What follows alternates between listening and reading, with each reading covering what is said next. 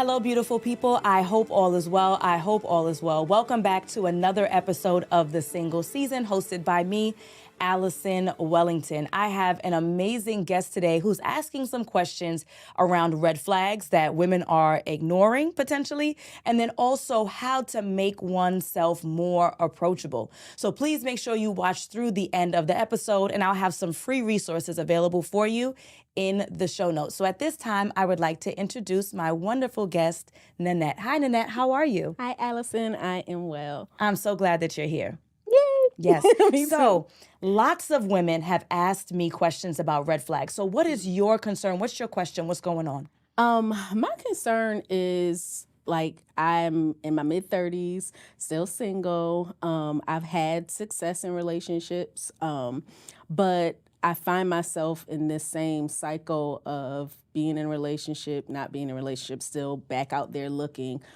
So I guess my main concern for me, because I'm the common denominator, is are there things that I'm missing or not, red flags that I'm not paying attention to that I should be paying attention to in the dating space? Good question. So you mentioned that you've had long-term relationships before, and I'm glad you called them successful. So why do you say that those relationships were successful even though you're currently not in them? I say they're successful because they taught me about myself. They were growing, I experienced growing pains.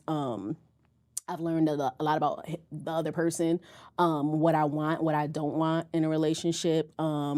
We've maintained being cordial in friendships. Like there hasn't been much toxicity in the ending of these relationships, but they're successful because I don't believe that we possess people. I think we only experience them. That's just something that I've learned and taken along the way. So that's why I would say my past relationships have been successful, even though I'm still single. Yes. Okay. So tell me, what caused the most recent relationship to end? Okay. The most recent relationship ended just because my career and my life kind of elevated. And he was in the entrepreneurial space. I am only recently in the entrepreneurial space. I've always maintained having a 9-to-5. I've always maintained whether I had to have a full-time and a part-time job just as a security for myself. I've always made my own money and taken care of myself. So he was just on a different path than me, and it didn't, we kind of checked each other's boxes in every area but financially. And while I never wanted to be a woman that sort of was made to feel bad for making more money than my significant other, that's what it boiled down to in the end. Him not being able to really be comfortable with that, and also him not being willing to make sacrifices in the same manner I did as it came to my career and being financially secure. So we just weren't equally yoked in the financial space. But so much so that it caused your breakup. What did that look like? How did that manifest? It really, over I'll say a year and a half, as I started making more money, we as a couple started acquiring more things, but it was one-sided. I was bringing in more money, and then there were things like whether it was moving into a house. We moved into a house, we bought 2 luxury vehicles, but it was more so coming out of my pocket. And he just wasn't really willing to make the sacrifice to maintain or keep the things that we had obtained in the course of the relationship. So it became a financial burden on me. Of course, that caused stress at home. If I'm getting up every day to go, if I'm getting promoted, then I'm having to go into work and show up there, and then he's at home Not doing anything. working on his entrepreneurial endeavors. But it got to a point where it was like, okay, where's the sacrifice? Like, I'm okay with you wanting to pursue your ambitions. That's A-okay with me, but you have to be in this partnership with me. And if we have bills, it can't be all on me. Understood. So, yeah, we just didn't agree in that realm. And it ended. Understood. Yeah. So the relationship before this one. Okay. Well, right, you gotta to think back a second. What ended that relationship?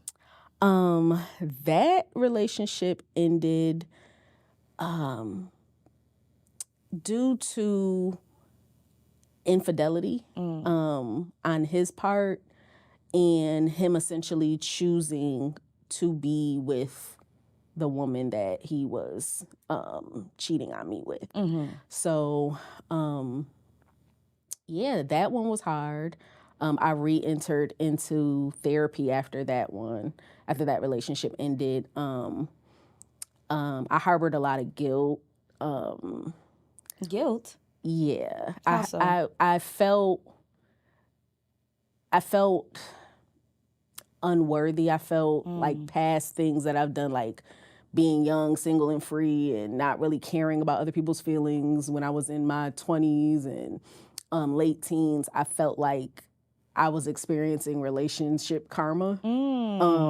And it hurt me because to my knowledge, I'd never been cheated on. So, and then to have like that rejection, being that he chose someone else, like, okay, why wasn't I the one you chose? Yes. And why wasn't I the one that you decided to be with and marry and all these things? Like, what's wrong with me? But it was like maybe 3 months after that, I was speaking to a really good friend of mine, and she was like, it's very simple. You're thinking about why wasn't it you, and it's very simple. God didn't want you with him. And I was like, well, that's very profound. I was like, that makes all the sense in the world. So that's kind of just how I've led. Since then, I've kind of led like my life in that regard. Like, learning who I am through God's eyes and learning my self-worth through that lens. So I'm in a single season where I'm okay because I know that what's for me can't miss me. And if it misses me, it wasn't for me. Got you. Okay. So now that I've dug up all of the... all my dirt. All the dirt, I can give you some insight in regards to those red flags, okay? So paying attention to someone's behavior in the beginning is extremely insightful to how we can predict how they may behave. It's not 100%, it's not a guarantee. And in some cases, I wouldn't even recommend ending things because of a behavior that's questionable, but for you to pay more attention to. Okay. So let's start with the gentleman who wasn't financially sound, okay? When you met him, was he on his entrepreneurial journey? Yes, he was, but he also worked. Very shortly after meeting, he lost his job. He was laid off because it was still pandemic issues. He lost his job, and I stuck around. I didn't take that as like a red flag, where in hindsight it was like, well, we were in a global pandemic. No one knew what was, you know. Like, maybe I should have. But I never wanted to be perceived for a long time, and I had to work through this. I never wanted to be perceived like a woman that was only after money, or like not so much a gold digger, but only cared about how much a man had. So I didn't want to be seen as that. I wanted to be seen as like, oh, she was gonna hold him down like that, ride or die. And I feel like it kind of backfired in some regard because I stuck around, I helped out, and I think that it crippled him. There was that mothering spirit, and I think a lot of times we do the nurturing too soon, or the nurturing without commitment. So I think that was like a red flag that I ignored, where it wasn't so much that I couldn't be there for him. I think I just did too much, and it was easy for him to take advantage of that. Understood. So some of the red flags that I would have investigated or paid attention to with this gentleman was to, and I don't know if you did already, but this is just for the general audience's benefit, is to do some real digging and investigating around the business.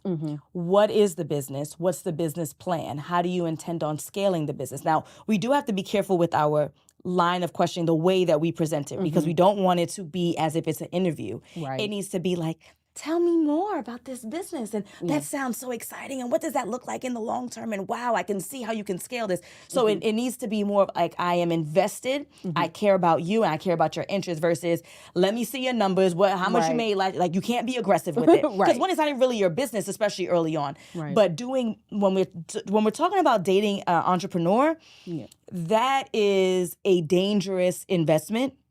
Simply because of what you said, you don't have the security of the 9 to 5.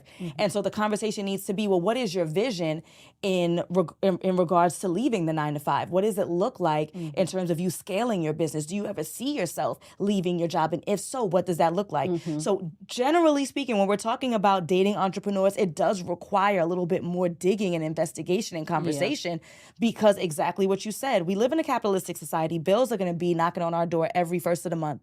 So we have to be able to provide for ourselves and provide for our potential partner. So that's some more investigation I would have done. Again, in hindsight is always 2020. Secondly, the expensive things that you guys were acquiring. So, and not to say that you should be dimming your life light or you don't deserve nicer things, but if you're in a partnership, if this is your partner, you do have to take into consideration, can this person even afford this? And do I have to sacrifice for a couple of months? Do I need to shit on him with this car right now? Like, do we? And then if I know that he can't afford it, then we not getting to. So what we going to get this one nice car for now, babe. And then once things pick up in your business, let's revisit this in a year. So again, not in an effort to say you don't deserve nice things, but we do have to take our partners into consideration with the decisions that we make because that is kind of an unnecessary pressure. Did y'all need to move out from the apartment to the house? Right. Especially knowing that he wasn't steady where he was in that moment. So that's something differently I would have done. Again, hindsight's 2020, but I would have done a little differently. Now let's talk about the cheating situation. That's hard. That's hard because you don't have a crystal ball. And so it's an unrealistic expectation that you were supposed to see. But there are some things that you could have maybe possibly done in order to avoid that heartbreak. So number one, was he completely done with the woman before y'all got together? No, finding out, How I know this? How'd I know? No, and that really tripped me up because it was like he met her maybe a month or two prior to me, and I was like, you could have left me alone. So wait, so he was dating her before you? He was dating her before me. So then, Nanette, I was the side, secondary. I've been all of the connotations. I've been that. But you didn't know. I did not know. Okay, I did not know. And then when I found out about her because he had proposed to her. And then he reached out to me and I said, well, that's just not, I don't play those Or reached games. out to you and said what? Like, I'm sorry you had to find out this way. And I was just like, what do you, I found out, I know there's no need for any further conversation. And he really just tried to appease his guilt by, I guess, essentially wanting us to be cool and I was just like, I don't mess with that. Like, you are preparing to marry this woman. Good luck, Chuck. Yeah. I ain't got nothing to do with that. So, I wished him well on his journey, and that was that. But it was a hard pill. Were there any suspicious behavior? Because it seems like he was engaging in 2 full-fledged relationships at the same time. At the same time. So nothing suspicious in regards to late phone calls or him not being available specific days of the week every week, because they like to do that. They'll carve out like Monday to Wednesday for one chick, Thursday, anything like that? There was, but in the same breath, because it was only, say maybe 11 to 12 months. Of what I thought was exclusivity. We had our own separate homes. We, we lived separate lives. In the times when he did stay the night or I stayed the night with him, it didn't make me feel like I wasn't getting the attention that I wanted. Now, So were you working on your career at this time? Were you were you distracted? I probably was really distracted. And I never, another thing I never wanted to be was like a nag. I never wanted to be, I never wanted a guy to be able to come back and be like, well, we not committed like that, or I'm not married to you, I didn't put a ring on your finger, to throw that in my face, because I'm never gonna throw that in anybody's face. Like, I don't believe you possess people. So, yeah, I was kind of just in my career, and when there was never any lack, so to speak, in our dating. Like, he planned dates, we planned dates, we had the dates, we talked. What about meeting friends and family? Friends, I did meet a couple of his friends. I met his sister. Yeah, and that was it. Mom, dad? No, not mom, dad. Why not? He had children. It wasn't on my priority. Now looking back on it, we were just kind of flowing. No flow. Nanette, there's no flowing. Not at this age, right? We flowing when we're 17, 18, 22. Yeah. No flowing. So what I would recommend in terms of those red flags is meeting family. Because friends they're their person's friends. They're not your friends, right? They don't owe you anything. So meeting family, even though they're family, but many times, especially if you're talking about women, older women, of course there are going to be instances where moms will lie for their sons. A lot of times you'll get the energy. They might not even say anything to you and say, hey, look here, my son ain't shit, don't date him. No, but it's going to be having an attitude, being dismissive. You're like, wow, I was warm. I came with a gift for your mom. I was respectful. Like, why is she treating me like that? That's going to be some insight. So meeting the family, especially the elders, the female elders, will help. Yeah. Meeting them consistently. So it's not going to be, we've been dating for 11 months. I met them 7 months ago. I haven't seen them again. No, it needs to be the fish fry. It needs to be somebody's funeral. It needs to be somebody's baby shower. Like, there should be consistent meetups, because eventually someone, even sister, right, who's going to be close in age, is going to be like, damn, Nanette's such a nice lady. I just can't let her rock like this. You need to tell her, bro, before I do. Right. So it's going to be meeting the family. It's going to be meeting them on a consistent basis in public spaces, so it can help for you to dissect what really is going on here, in the hopes that somebody has some kind of guilt or something that they can throw you, so that you're picking up that something isn't right here. So I would definitely invest in demanding kindly and with respect, meeting those family members and multiple times throughout the relationship, because that will give you a little bit more security. Does that make sense? Yes, that makes perfect sense. And not that, well, I can really go back and think to where I didn't demand it, but in the following relationships and dating spaces, it kind of happened where I was meeting the most recent breakup, his family, the elders, his family were really like, yeah, this is how he is. And I could appreciate that, because it let me then make the decision for myself. Like, now, you see, this is a pattern. This is really just how he is. So now you have to make the choice whether or not you're going to be around. When we say how he is, just to be clear, you talking about laziness? Lazy. Okay. So lazy. It wasn't just someone who's down on their luck in the moment and is actively working to get out of it. It's, I lost my job, oh well, and I'm chilling up in this big house that my girlfriend's paying for without us. Okay, all right, I just want to get clear. Okay, so the second part of your journey through dating and your concerns about dating is about being more approachable. Yeah. Talk to us about your concerns in regards to that.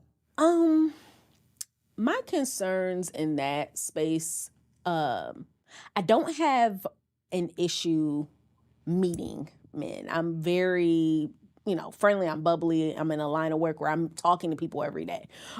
So it just gets to the point where a lot of times when men find out where I'm from, what I do, and they see me as oh, she's real cool. She's the homie. I kind of, one of two things happen. I either friend zone myself or they friend zone me, because they're like, she's not willing to do what 10 other females are willing to do, or I have to meet these standards that I'm not ready to meet. So in the approachability is just like when I'm approached or when the conversation start, it usually goes, I guess, quote unquote, left. Like there's never a next step. It's never like, oh, like she's real dope. Like, can I get your number? Can we go out? Can we kick it? Like, it's never that. It's like, well, and so I don't know if it's intimidation. I don't know. I really can't call it.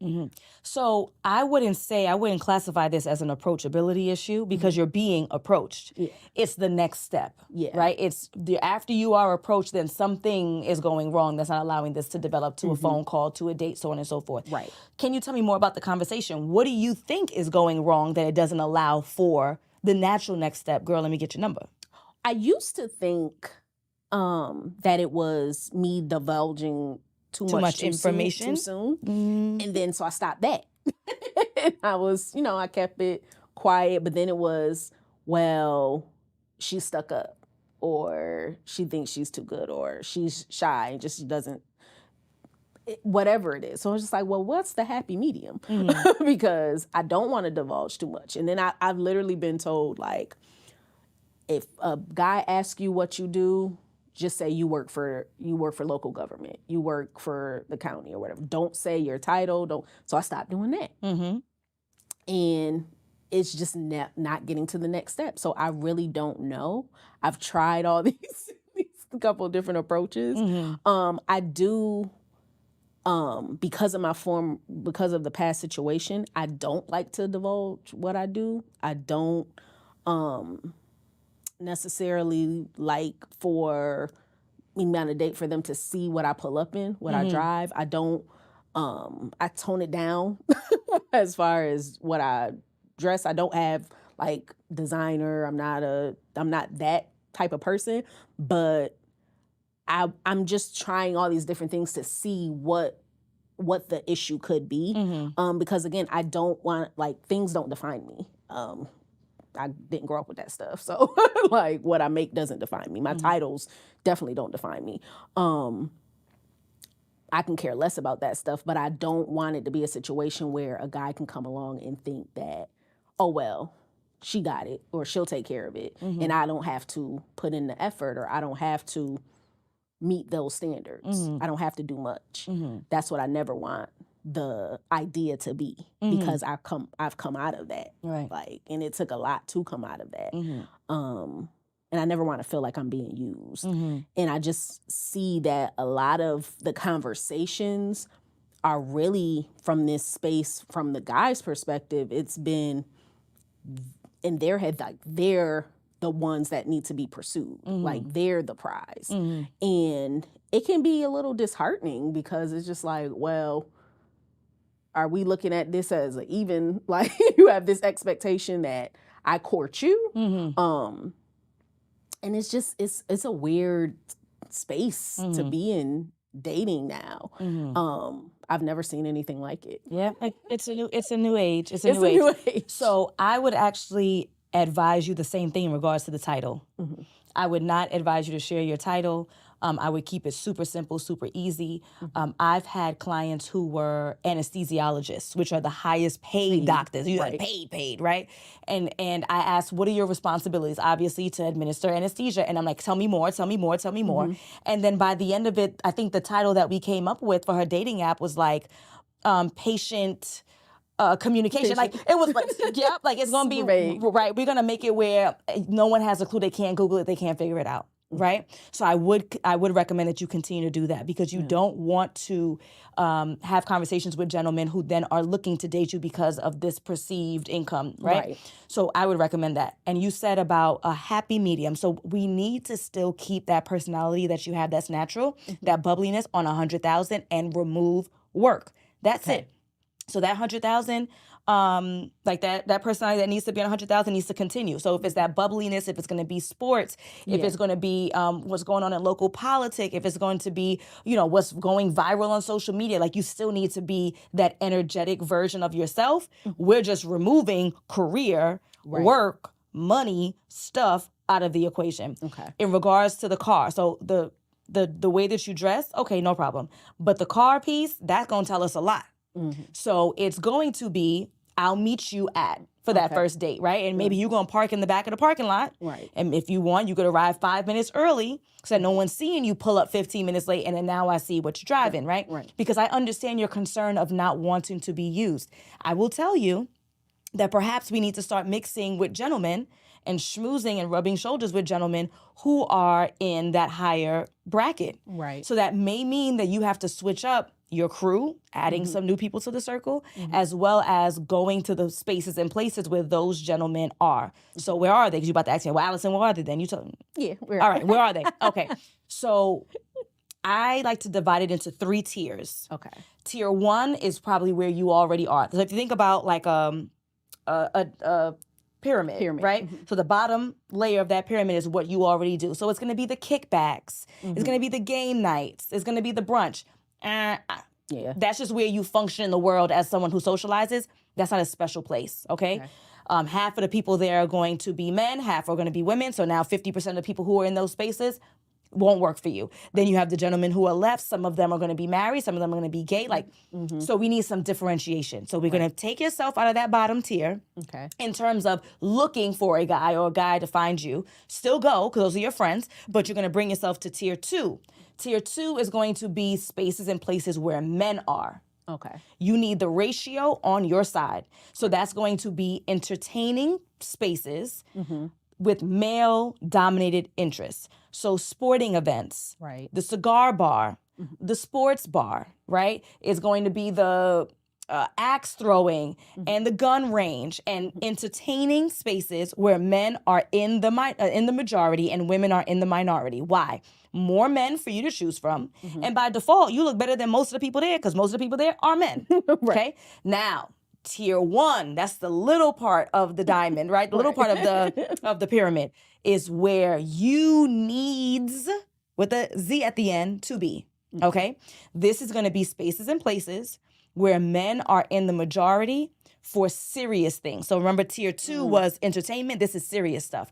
So it's going to be any kind of political events. It's going to be mixers. It's going to be career-based events. It's going to be fraternal events, right? So you want to be in the events where we are talking about serious stuff, mostly career. Right? So you're going to go to the conference, right? There's going to be the neosurgery conference. There's going to be the lawyer. It's going to be the this, whatever. Industries where men normally dominate. Investing, real estate, business, right? So industries where men tend to dominate, because again, we still want the ratio, like from tier 2, we still want the ratio, but we want men who are serious and in depth in their career. They can even afford to go to these conferences. The conferences are going to start at $250. I have $250 to throw away on a Saturday afternoon to learn more about my industry. Those men tend to be more financially sound. And generally speaking, the men who are invested in their career and looking to grow in their career generally understand and appreciate the institution of family and the value of a good wife and marriage. Right? And so that's going to be your tier 1. And the last place in tier 1 is going to be social clubs. That's going to be in New York. We have like Dumbo House, Soho House, the gathering spot, because again, you can do social media and socialize with people around the world for free on Instagram.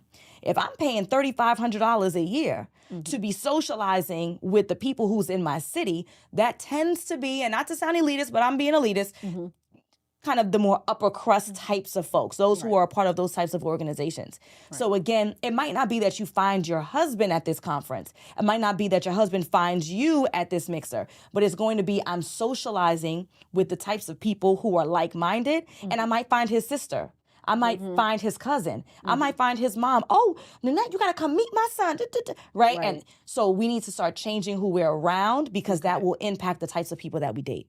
Gotcha. Does that make sense? That makes perfect sense. I'm glad.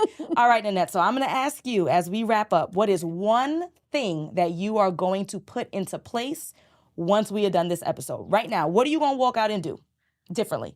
The one thing I'm going to do differently is get into some of these conferences and spaces that put me amongst the majority of men and not the minority. And not the minority of like-minded people who are hardworking, who are invested in their careers, because relatively speaking, those people tend to appreciate the institution of family and marriage, generally speaking. Okay. It makes sense. Okay. Thank you so much. Thank you so much for being on the show. I appreciate you beyond regard. Like, thank you. I appreciate you. This has been insightful. I'm glad. A good learning experience. Good.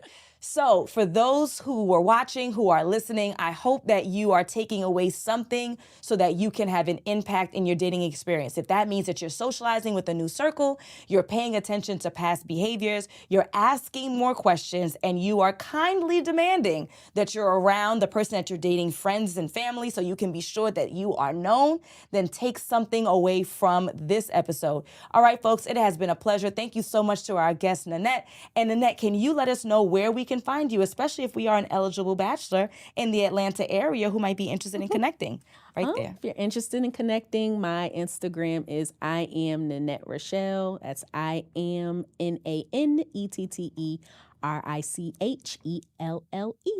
Yes, thank you so much again. And if you are interested in any of the free resources I have available, please check out the show notes. But if you realize that you need a little bit more support, then go ahead and book a consultation at alignwithallison.com. All right, everybody. Peace.